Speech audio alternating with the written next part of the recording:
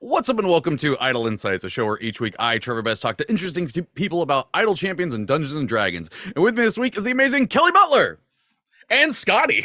Yes, yes, Scotty is here. Scotty is here to rescue me from myself. By Look that I at mean him. he's staring at his treat box. Like it is a laser vision I right over could here in tell his from treat those box. eyes that it was treats that he was looking at. Oh yeah, no, he doesn't even pretend. He doesn't pretend to love me. He just pretends to be loving treats. You almost took my finger off their butt. All right, but yes, he has done his little cosplay of himself for a second, and now we're going Yeah. to put him back on the pillow. Ugh, The for Scotty his pillow. for his other favorite pastime, which is sleeping. But yes, hello, Hello. hi. Who are you for the fine folks who may not know? I am Kelli Butler, mostly known as the opera geek, for the reason that I am a professional opera singer who is a huge geek and has been for most of my life. So I I'm mean, just saying, though it's two great things coming together. So there you go. it's good stuff. Yeah, and you are well the I get like now that you had held Scotty up, me saying the creator of Scotty, you're the creator of the in-game Scotty, the rescue pup, and yeah, we wanted to sit down today and talk about the Scotty and what this charity drive is for and everything like that. But I want to start the things off the way that I always do with the fun little icebreaker, which is how'd you get into D&D? Okay, I think I've told this story before, but it's been a real long time. So, I did not actually play my first game of D&D until I was about 25. Okay. And that was not for want of doing it. It was because even the D&D kids didn't want to be with me in like school. Oh no. Like I used to play Magic the Gathering by myself, like against myself I during did that with lunch. Yu-Gi-Oh! In the theater. So yeah, so I remember one of the first things I bought that was D&D related was with my allowance. When I was like, I don't even know, but it was the Cleric Quintet by R.A. Salvatore, which of course then leads into the Drizzt series and Hmm. everything else. So I knew a lot of the world, but never really got a chance to play. Hmm. So I got married in 2005, and my best friend got married in 2006. My best friend is married to my husband's childhood best friend. So when we went to their wedding, we had a D&D night, and my husband was going to DM. All I will say about my first outing is that it became the reason why for about a decade I wasn't really allowed to play a paladin again. Oh no. That oh boy. Yeah. Ha. Because it was one of those things. I'll just say I took an action where my husband just kind of blinked at me and said, "So you have fallen from your god, and you are Oathbreaker." Um, I still say that those travelers were obviously bandits, or they wouldn't have been on the side of the road, and that I was definitely going to give all their stuff to the temple. Okay, I now feel like I know the situation because I've been in this situation. There's actually there's a I think I actually used the gift today because I was talking about Humblewood, because the first time I played a paladin after this was just a couple years ago in Humblewood, Hmm. and there's a gif of me saying I promise I will not massacre entire groups of travelers along the road today again. I mean, that just sounds like a good gift to have on hand.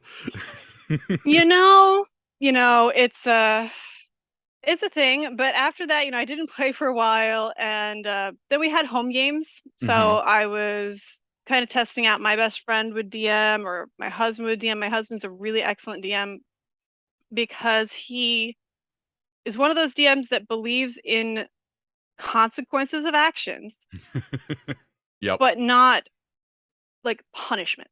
Yeah, that's good. I There's love that. consequences for your actions. You just cast fireball in a wooden building. Yep. Maybe you should have taken 5 extra seconds to realize that evoker means party members, not buildings. Um, That's I good feel like stuff. you can know a lot of my adventures at this point. Or where I was like, this looks like a really good place to go to sleep. Zonk in the middle of a dungeon, gelatinous cube shows up, you know. He was also the first DM that ever got to actually perma-kill one of my characters, even though it was a one-shot character. Oh, Because geez.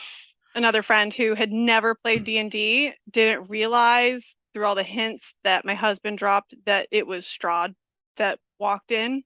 Oh, jeez. And I was playing like a Celestial Aasimar. So I was obviously like, And he had his hand on my shoulder, and our friend was like, let's talk about this, friend. And like went over and put his hand on Strahd's like shoulder. And Strahd was like, nope, and then killed me. So, Oh, well, okay. but hey, I'm The used to dying. I'm an opera singer. the majority of character player characters that I have perma killed in my game have been my wife, so I get how that goes. I mean, it is not me setting out trying to do that, chat. That is just how it ended up being. listen. I have told him excitedly, oh, I just got booked for a role. And he goes, do you die in this one? I mean, we've been married a long time, okay? So That's fantastic. I love that. that's marriage. But yeah, so then after that, I stayed playing home games, and then I got invited to stream some stuff in 2018, and I was too afraid to do it because I was too afraid to make mistakes, on Mhm. screen. Finally got convinced, and from there it just kind of kept turning into more. Well, that's good. More, which Sounds I'm like a still lot of fun. unsure of how all of that happened. But hey. I love it. But yeah, so we're here today to talk about Scotty, and I mean, yeah, there is on screen right now. Boom, there's the Scotty. Look at my boy. So yeah, tell me about Scotty. Well, I talked a little bit about this yesterday when I was streaming. If anybody here was watching the stream. So my husband and I had originally in 2019 gone to the shelter to find like a medium-sized dog. Mm-hmm. To be kind of like an icebreaker. He might need a mobility dog in the future. He has MS. And so we were like, let's go get a medium-sized dog. Well, unfortunately, the only medium-sized dogs were pit bulls, which I love, but unfortunately, there's a ban on a lot in a lot of the apartments up here. And so the lady's like, listen, I know they're not medium-sized, but we just got this shipment like at midnight last night. They're not even checked into the system. Do you want to come look? Sure, why not? So we go in this back room, and there's all these really yappy, crazy dogs jumping up and down, and then there's this ball of fur that is completely unresponsive, just like sitting in the corner. Mm-hmm. And my husband says to me, well, why don't we just take him into the room over there to comfort him? And I'm sitting here going, well, we got a dog. And he came home with us that day, and he came from a really, really horrific neglect and abuse situation, a puppy mill hoarding situation. That there were close to 700 other dogs. They were just all stacked up in cages. I thought he was a puppy. He still had all his puppy teeth. Like I always joke that he's got 5 teeth left, and that's because he had all his puppy teeth. And then we found out he was actually 3 years old, and all of his teeth were like impacted. So he had to get most of his teeth pulled. Therefore, 5 teeth. He likes to gum you a lot. He like get your knuckle all the way into the back of his jaw. Just like nom nom. But so we brought him home, and it took a while to get him, to the point where he even trusted us. Mm-hmm. But now he is the biggest ham. He is just a ham. Facts. Cypher of Tears in chat. Cypher has been gummed by my dog. We'll take him out to eat. He will literally steal French fries off your plate if he's in your lap. Like he'll sneak them under your arms. Very food motivated dog. So we rescued him, and much like most people with rescue animals will tell you, the rescuing does not go one way in most of these situations. And both for my husband dealing with his MS and all the things that go with that, for me dealing with mental health, and then of course during the pandemic, this little dog made a huge difference, and Yeah. he seemed to really resonate with a lot of people. He just has that ability, and I think it's his eyes, because his eyes are gigantic. Giant eyes.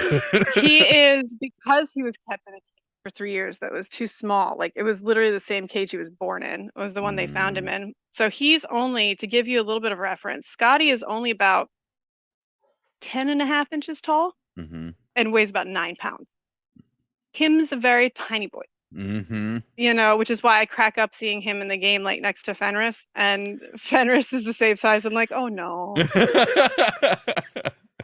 probably closer to like Gale's size. Like, but yeah, so when we were first talking about it, I was like, well, I could do a hedgehog, because that's my joke, is that my followers are my hedgehog army, just because I love hedgehogs. They're adorable. I wanted a gender neutral address for all of my peoples, so they became my hedgehogs. And then I'm just looking down on the set next to me on the bed, and here's this dog snoring, and I'm like, you know what? That's even better than he was snoring. It's gotta be the dog. It's just gotta be the dog. And it seemed to me to be perfect, because since we're dealing with Take This, which is a mental health charity, you get this dog who's been through horrific things and still comes out and just has nothing but love. You know, and I was joking when I said his flavor texts should say "we'll rescue for treats." So when I saw that yesterday, I almost fell off of my chair, because that is pretty much what he do. He does the treats. Yeah, you just woke up because you heard that. Treats. Yeah, he will love you to bits if you have food in your hand, which is pretty normal, I guess, for a dog. Come here, Bubba. There you go. Oh, look at the big eyes. Yep. And if you give him a piece that's too big, you will get the reaction, not too big, but just a little bit bigger. You'll get the reaction that I told you about, which is he's going to push it all the way to the back of his mouth. Oh, yeah.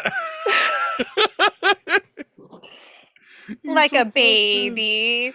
But yeah, and he's called Scotty, incidentally, because people did ask me that. He's called Scotty because our cat's name is Bones. We had the cat first. So we're working our way to a bridge crew here. I'm not sure what would be next. Maybe like a ferret. No. But, he's definitely too illogical to be Vulcan.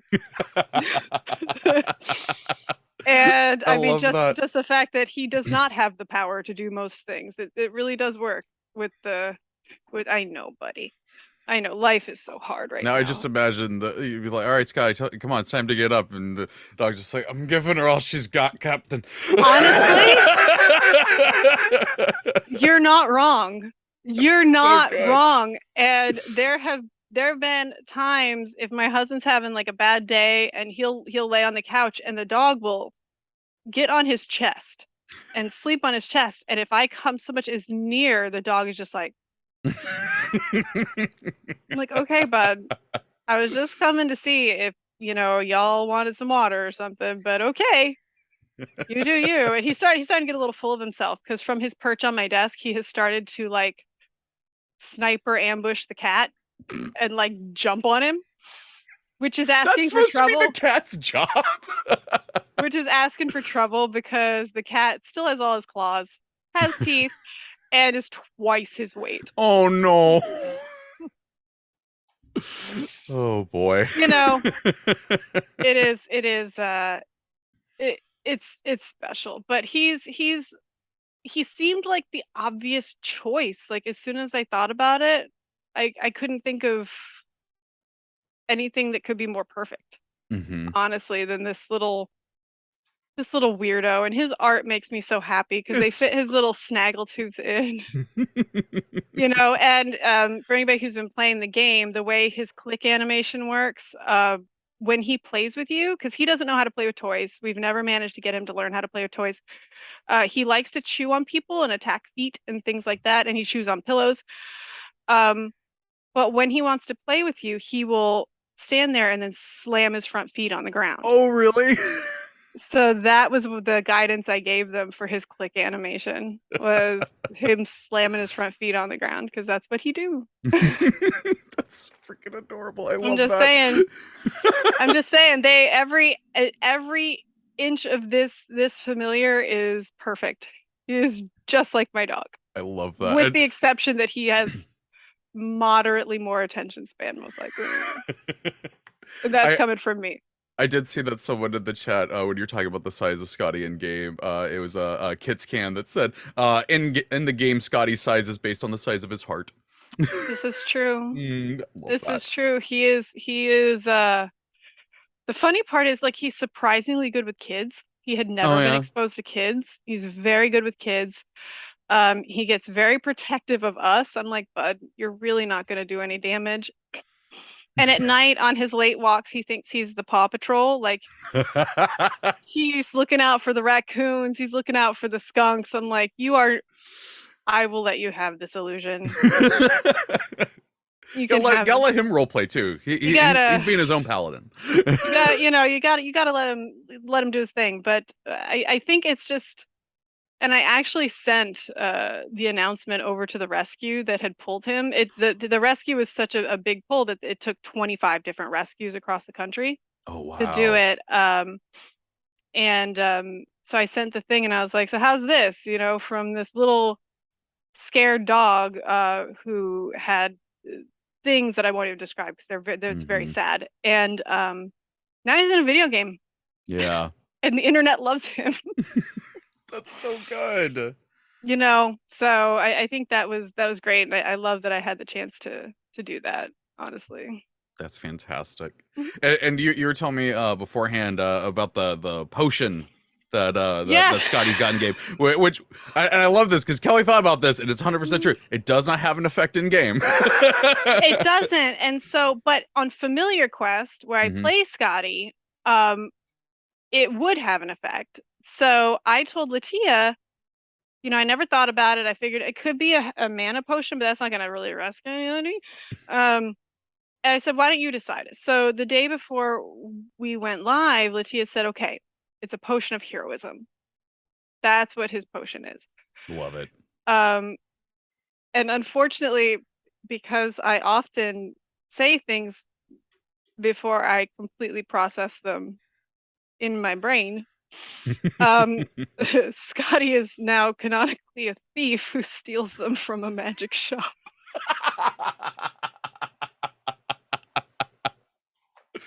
I love it. Yeah. Well, actually, that's a great segue over to a Familiar question. You being how was it playing Scotty? I would like to say that it took me a lot of very introspective acting work to get into the brain space of a character who has limited attention span, loves naps, and is food oriented. But sadly, it's me. So oh no, it me. no, and me. So really it was just a matter of figuring out a voice, which it kind of comes and goes, which is good because he changes his personality. Like 1 minute he's a total coward in the house, like if he hears the loud noise, and the next minute the doorbell rings and you would think that he was going to rip your face off, like very loud. So really it was great. And for anybody who saw the first episode, so Scotty's mission was, because and I can only say this because it's been revealed in the game. I'm not going to reveal anything that's not in the game yet. Yeah. But you have to watch the last episode. But so Scotty traveled underwater deep because he heard that there were familiars being held captive.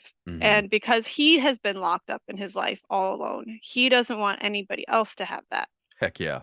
Plus, he thinks that if he goes down there and does something big, he can become magic. Because Scotty believes he's a regular dog. But unfortunately, they actually ended up rescuing the familiars one episode before I got there. Oh no. So this very carefully crafted backstory uh, turned into, well, I wanted to, but I fell asleep. Oh no. Like in the next room. So Eugenio Vargas as Pest discovered Scotty, and of course Pest looks kind of like a cat. Yep. So he saw the dog and went, ah! And so then of course I'm like, ah! This turned into like don't put Eugenio and I in a game together unless you want just No, ridiculous. I would like to say, please do put Eugenio and Kelli in a game. Eugenio's a very good friend of mine. He doesn't live that far from me. And yeah, no, we're both interesting people when it comes to being over dramatic. But yeah, no, so Scotty is very impulsive. Both in real life, because I really did base it a lot on just his personality. So he is a rogue. I'm gonna actually pull up his character sheet for y'all. Yeah. So I can if I can stop having allergies. Oh, my literal life motivation. Scotty the Rescue Pup as a character sheet. So Scotty is a custom lineage, of course. Rogue. We're gonna go through so I can actually read all of his class stuff for you, because I've never really played a rogue much. My husband actually helped me build the sheet because he's played rogue lots. So I didn't know that there was a specialization for rogue called inquisitive. Yup. So Scotty is an inquisitive rogue. And he is very, very charismatic. He is not very, very smart. Intelligence was his dump stat. Which could explain why in the first episode we found a bunch of people had been turned to stone and he peed on one of them. Oh my gosh. That's fantastic. You know, it's a thing. But yeah, so he is an inquisitive class rogue because you have Scotty, who is super inquisitive about things, but then will run away and hide from you because the thing has scared him. So we're underwater deep, hunting for Xanathar. As you do. You know, that's gonna turn out real well. Totally. For Scotty when he meets the giant floating eyeball. I see, and there's a thing that I don't know if it's gonna come up in the game, so I feel like I can kind of tell people because I'm not sure it's gonna come up in the game. It's fair. Because they ask about his human companion. Well, of course, my first response without thinking was, "Oh, she's really annoying." Oh my gosh. But canonically, for another game we had, Scotty is the small little companion of. He was originally of my sorcerer, and then he decided he liked my husband's ranger better. Oh my gosh. So he is my husband's fallen Asamar ranger's pet. In the game, which I think is great. Like the fact that he's already showed up in something. And I've played other tabletop games. I have one that I play with Cypher of Tyr, where because Scotty wanted to get cuddled so much on camera that Cypher gave my character like a plush doll that she cuddles when she feels bad. Oh, I love that. So he's showed up before, but yeah, so Scotty is super excited for adventure. Scotty has no idea what's going on. He is really confused by Gabe James' character. He's really confused by miniature giant seahorse. Doesn't get it. Doesn't know why Mugen has two peoples. I feel like Gail is also confused by the miniature giant seahorse, and that is her. Well, have you seen the last episode? I have not. In yet another instance of me speaking before I thought. I think they're Kuatoa. Yeah, yes. Kuatoa. So I saw something about a cult.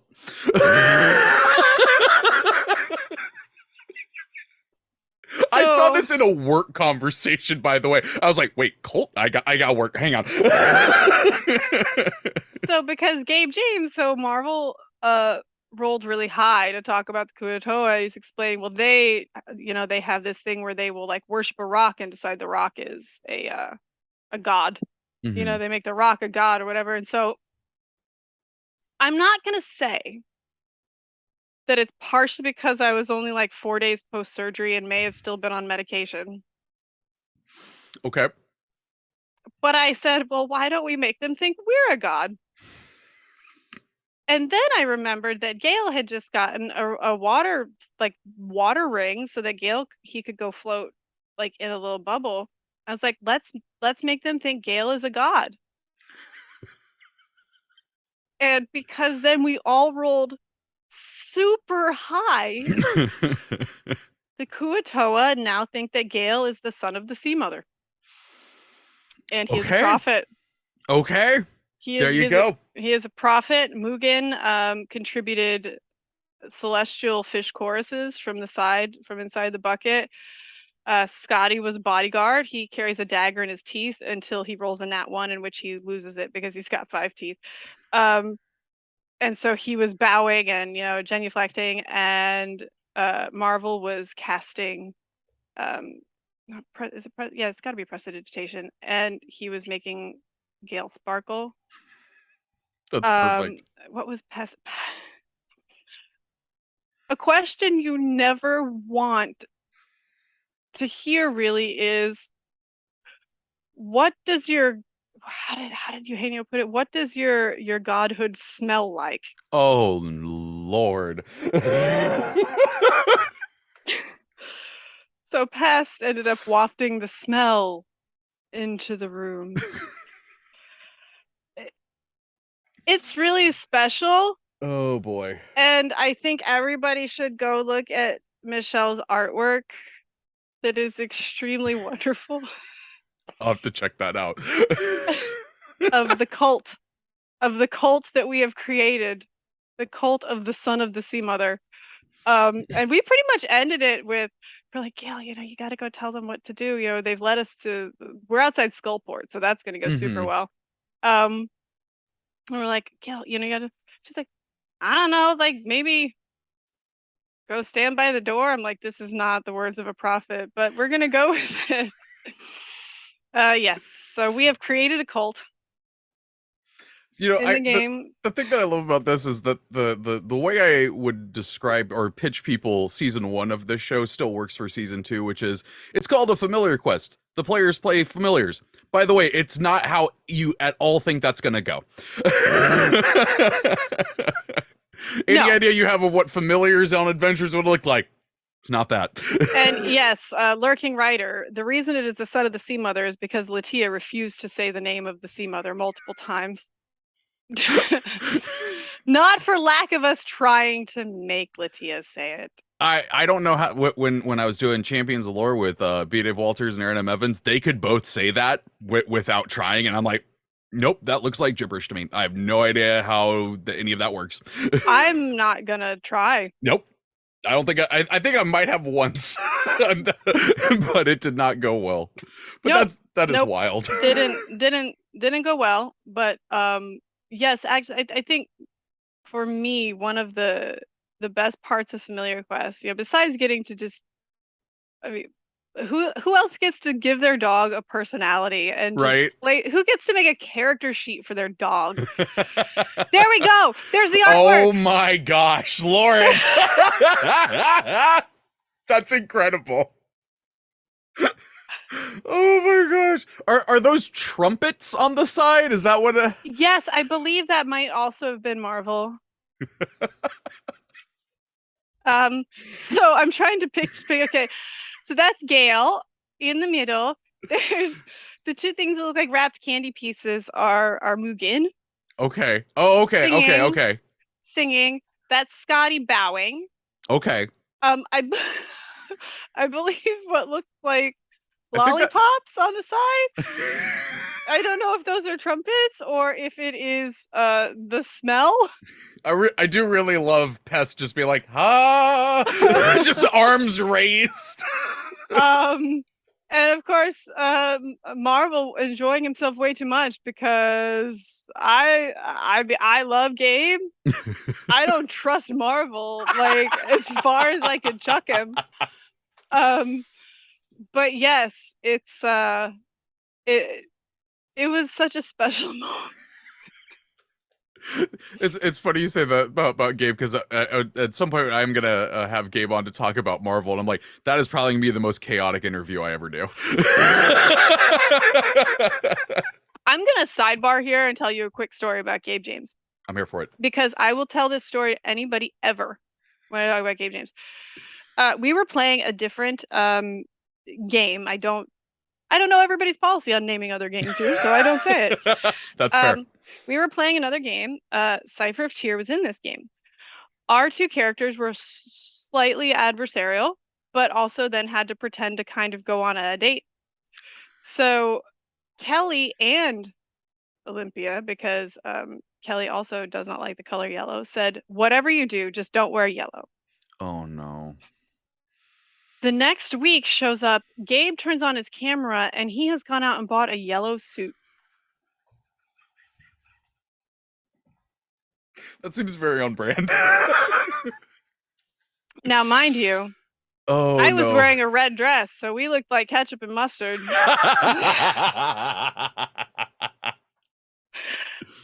And I mean, Gabe's one of those people where, you know, you just don't know what to expect. And I love it. Eugenio and I, a lot of times, can finish each other's sentences, especially if we're making musical theater riffs. Mm-hmm. I had never gotten to play with Em or Michelle, but I had admired them from afar from a very long time. Yeah. So I was like, oh, I gotta get this. I'm like, I'm gonna be super cool. Which is like 90% of my time in the space is being like, oh, I love these people so much, but I've got to pretend that I'm super chill. I get that. I like behind the scenes. I'm like, oh my god. Real quick, we are going to be starting a giveaway in chat right now. The keyword is going to be all lowercase, all one word. We love Scotty. We do. And you're gonna have 2 minutes to enter that by putting "We Love Scotty" into chat, and you can win 42 chests of any type you like, except for Bahamut. So be sure to do that. There's the chat flowing away with it. There you go. Yeah. Oh yeah, you should have heard my husband who works in marketing. I was like, I don't know what content to do on this stream yesterday, and he walks by. He goes, "You literally showed me that you had all these chests that you'd gotten." He goes, did you open them all at once last night? And I was like, maybe. Maybe. There were things to open. I want to open them. Leave me alone. I like things. No, they're shiny. One of the worst things that I've done to myself is like get a box of magic booster cards and be like, I'm gonna open them on stream, and then they just sit there and I stare at them. It's a problem. Yeah, it's all of my streams have become, I'm opening 10 packs because I already opened the other ones already. I'm sorry. Hopefully these still have good things in them. It's pretty fun. It's pretty fun. Yeah. Yep. But I was like, instead it just turned into, you know, basically because oh my god, you look so cute.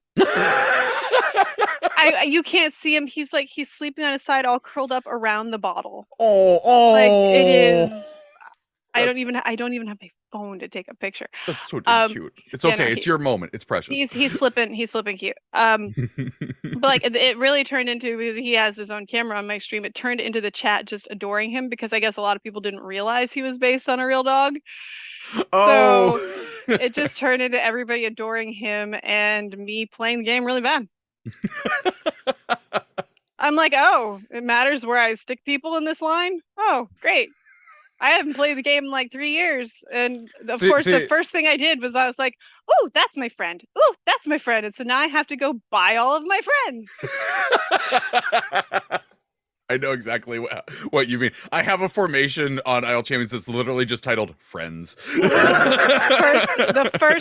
first person, because I already had Celise, because Cypher is one of my dearest friends, and then I was like, I'm gonna go get V. Because Yeah. V is one of my closest friends, and so I got V.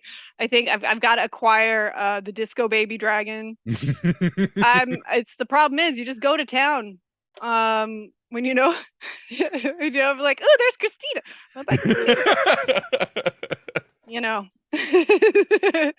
but it's great. Yeah.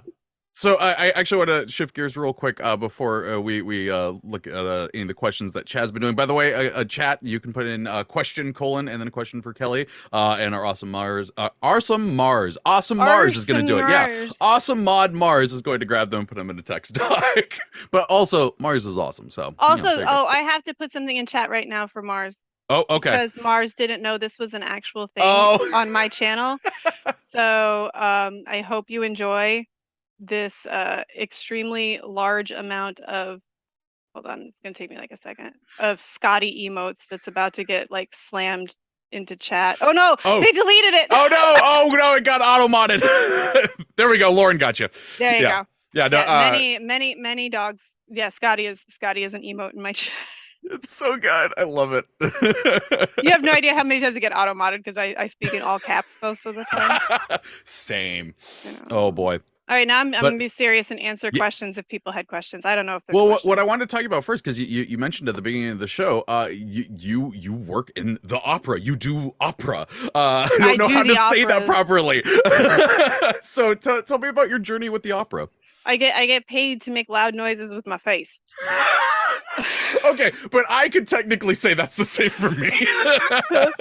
I mean, I guess technically they would be pretty noises because there you go. They are much prettier noises than anything I make. Yeah. Yeah, no, in fact, a lot of times when I do AMAs, a lot of the questions end up being like opera because people don't know a lot about it. Mm-hmm. So I always welcome the questions about that kind of thing. But I started listening to opera as a kid. My dad had a degree in vocal performance, and so I listened from the time I'm little. I originally wanted to do musical theater, went to magnet school for that, but unfortunately I outgrew many of the height requirements for musical theater women. I'm 6 feet tall, and there are costume requirements because you share costumes, Oh, okay. But as it so happens, my voice tended towards opera, so I ended up going and doing opera, and it tended towards things like Queen of the Night and Magic Flute, which is like the cover of the College of the Opera thing I did. Mm-hmm. Which is great because when I'm in that costume, I'm usually about 7 feet tall. When you add the crown and everything else, and I sing the 2 best pieces in the entire show, and I get to take an hour-and-a-half nap in between. Hey. But so yeah, no, opera. I started studying when I was about 14. And you never stop. Okay. Like that's a misconception people have. You never get to stop. Like you've never made it to the point where you stop. Yeah. Obviously with the pandemic, it's been really rough. Everybody lost all their gigs. We're just now starting to get some gigs back. Really hoping that means maybe this year I'll have something to announce for next year. But yeah, no, opera is great. Opera is not boring like people think. There is much. I can't even say some of the stuff that's in opera. Just take like the most dramatic telenovela that you've ever seen and make people sing it. Yeah, I like that. I think that was a great description of that. The other way to describe it is with, of course, because it's me, a Terry Pratchett quote, which is, there's 2 kinds of opera. There's your light opera where they say beer, beer, beer, I'm going to drink lots of beer. And then your heavy opera, and sometimes it's champagne. And then your heavy opera where they say, oh, I am dying. Yes, that is what I am doing. It's not wrong. That's not wrong. It's not wrong. My favorite death is La Traviata, where I have been dying of tuberculosis for the entire 3-hour thing, during which I've also been singing. Oh boy. Which of course, tuberculosis, that's something where you totally will be 100%. Yep. Yeah. Yep. Yeah. Mm-hmm. Nope. But you get to die in the middle of a high note. Hey, And literally because go out on a high note. because anybody that follows my Twitter knows that I am that weird murder podcast weirdo. Like I die with my eyes open, staring at the audience because I'm just gonna be that creepy. I love You know? that so much. That one's kind of special. That was the first opera my dad ever took me to see when I was 13, and then a couple years ago he got to come see me premiere, like do the role That's so for the cool. first time, which was really great. But yeah, please, I beg people, just try opera. It's not boring. If you like Looney Tunes, you like opera. I mean, that's fair. I sadly do not get to sing any of the Hat with Horns opera. It's a totally different voice type, which is sad. I'd look really impressive on the horse, but Sure, that'd be badass. but yeah, that's pretty much it. It's a love. Like most musicians, especially and artists, especially in the United States, I have had full-time day jobs the entire time as well. You know, we Yeah. never really stop the hustle because we're all freelancers. But Yes. yeah, it's great. And the fact that I've managed to work it into the nerdy side and found this weird little like niche that wasn't there. So I just took a chisel to it and made one. Yeah. And I was like, remember it I works. remember when the class that you were talking about a little bit ago came out that on DM's Guild. That was like one of the coolest things I had seen on DM's Guild because it was so unique. Bless Hannah Rose for helping me with that. We dreamed up a lot of that over ramen one night. Oh, that's great. beautiful. It started out as a joke. It started as just, you know, what are the class features if there was an opera bard, and one of them was like multiple exotic languages. My husband said that there should be a feat called exposure where you work for free, and I was like, it hurts. It hurts. But yes, like shatter gets turned into a cone so you can like literally deafen somebody. That's cool. And the only time I've ever used it on in a tabletop stream, they wanted me to sing it, and I was like, you don't want me to sing it. So I had a pre-recorded like G above high C that I did, so I just played it through the mic. It's like, there you go. That's technically higher than required to shatter crystal, but I'm not doing specific requirements for that. So, but yes, that's it. And you know, if people have questions, I don't know if this has been interesting enough for questions. We do have questions. Okay. Yeah. You know what? Let's hop over to them and see what's been going on. I'm using my D&D mug instead of the other one, which my parents bought for me last year, which, to give you an idea about how much my parents understand their daughter, they got me a mug that says, I love my husband, but I also love me some Geralt. That's beautiful. And I was sad. I saw you have that. I have that same one, and I'm like, it's in the other room. Dang it. Yeah. it's good cup. Yeah. This is from Alaric Frost. Question: Has anyone talked Kelly into performing with Lauren? To which the lurking writer said Kelly has played the character Ustina. Is that how you say the character's name? Ustina, yeah. On Radiant Stories, which Lauren is the DM for. But yeah. Lauren and I may or may not have had multiple stops and starts of multiple things. I may or may not still have a clip that I'm supposed to be recording with Lauren. But we need to settle on a tempo because the oboe can do this a lot faster than the voice. That's fair. I'm just saying, it's hard when you're going da da da da da da da da da. It's really fast for an oboe. It's, sure, I'm not gonna do it. I love you, Lauren. I love you so much. Fair, but no, fair. I desperately I would love to perform with Lauren. I one of my dreams is to eventually somehow be at a convention where Lauren actually has her oboe. So that we can sing. Lauren has performed with me, mind you, because she did the percussion for the D&D Beyond thing when I randomly sang it in opera voice. At PAX Unplugged, Lauren was a at the end. I love that. but yes, that is I would love to. That's the answer there. Love Fantastic. To. Lurking Rider comes back and says, question, Kelly, thank you for bringing Scotty into Idol Champions and for doing a lot to raise money for very important causes. Speaking of, could you talk about the stream to end MS? Oh, sure. So I'm on the advisory board for Stream to End MS, which is the National Multiple Sclerosis Society's streaming arm, which they have just started, and we just completed in August the first annual tabletop event. And we managed to raise over $11,000, which is Wow.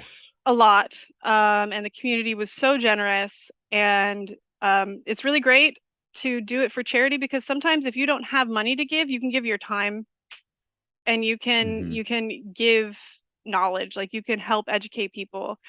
And MS is something that's very misunderstood. So yeah, it was a great event, and I encourage people to look into it. We're going to do it again next year. Heck yeah. I mean, all I'm saying is I made the mistake of saying that I would DM in public for the first time if people auctioned off seats, and I ended up having to DM in public for the first time. There you go. Honey heist. Yeah. Yay. That's yeah. fantastic though. Mhm. Congratulations on that. That's Thank you. really, really Yeah. cool. Mhm. Let's see. Well, lurking. I do. We love lurking right around here because they do ask a lot of questions, even though their name has lurking in it. But we appreciate you. Thank you for your questions. Lurking Writer says, question, Kelly, you and I share an appreciation for the writing of Terry Pratchett. Hey, We do. has or how has his writing influenced any of your RPG decisions?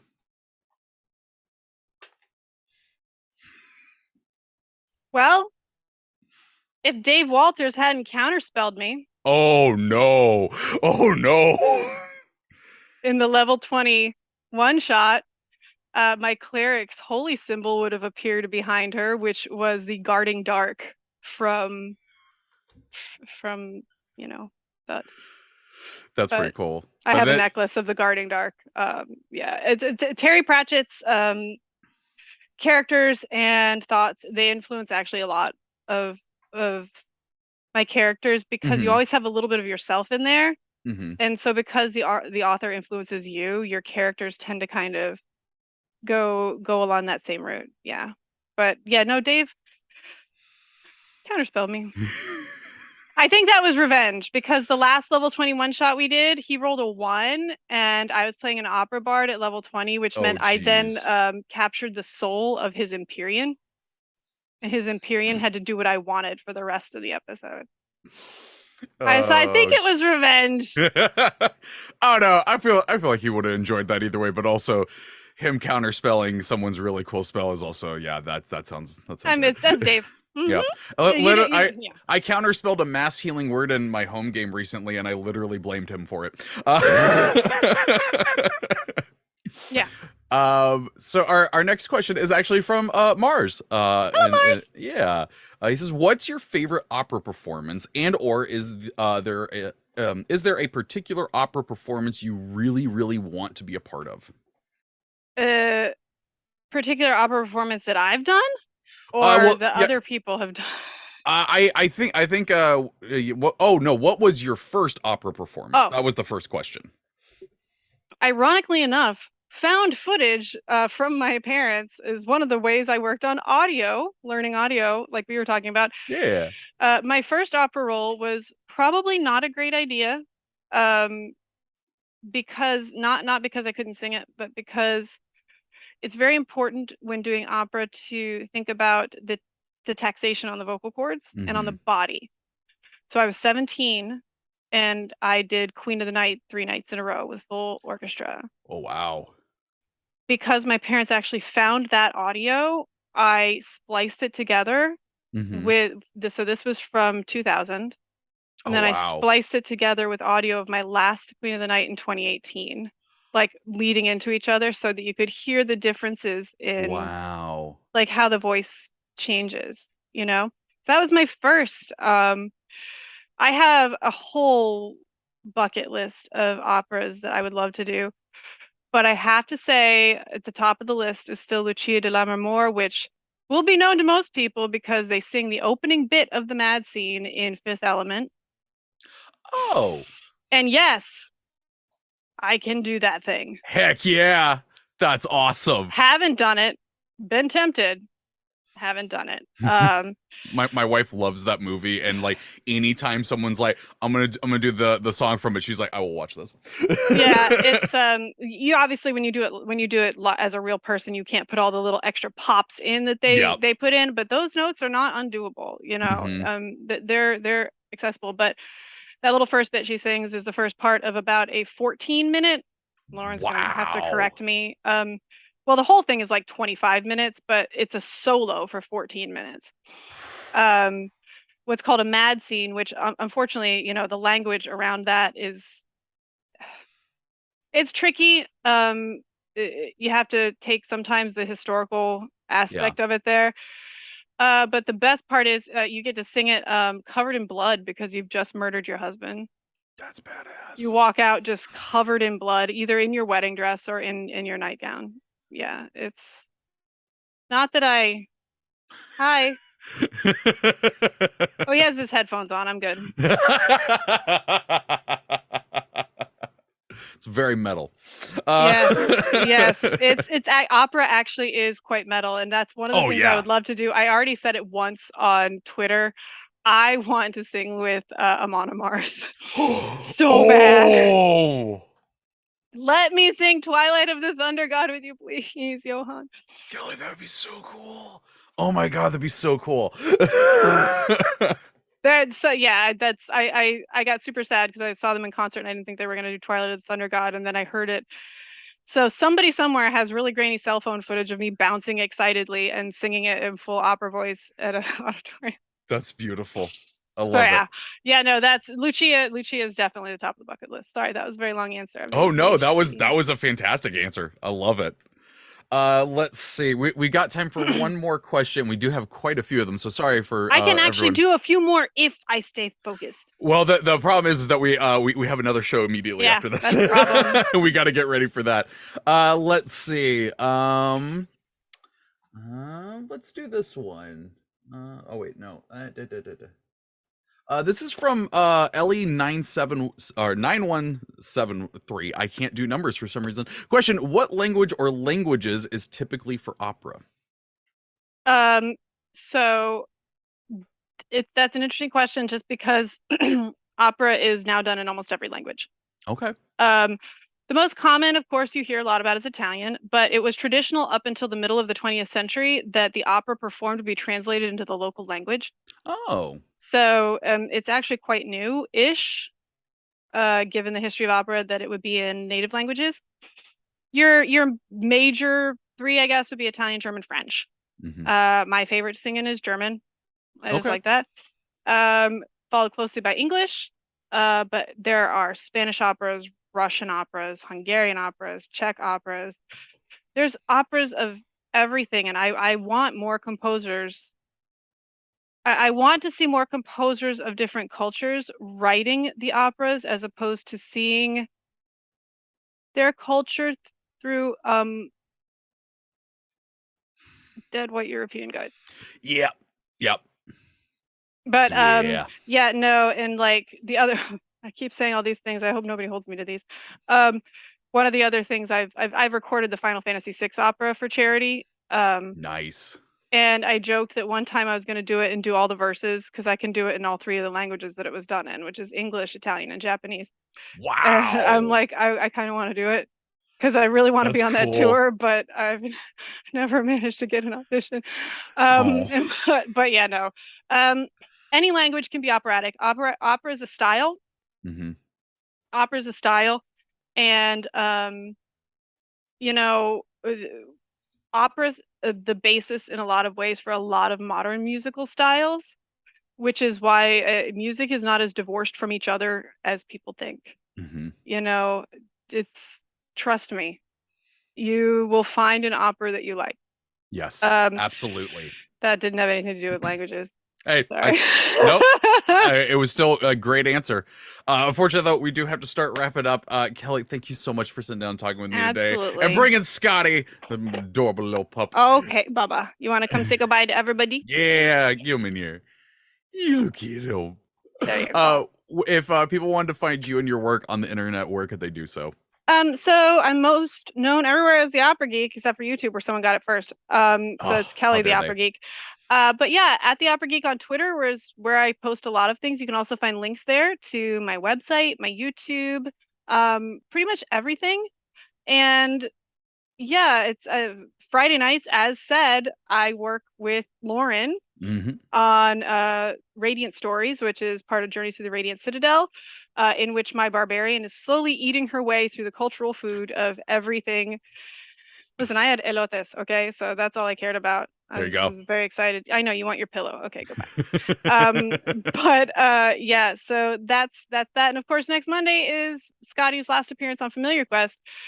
So I'm sure that us creating a cult is not going to rebound in any Absolutely way. not. No way that's going to go bad. No, Latia is only going to be kind.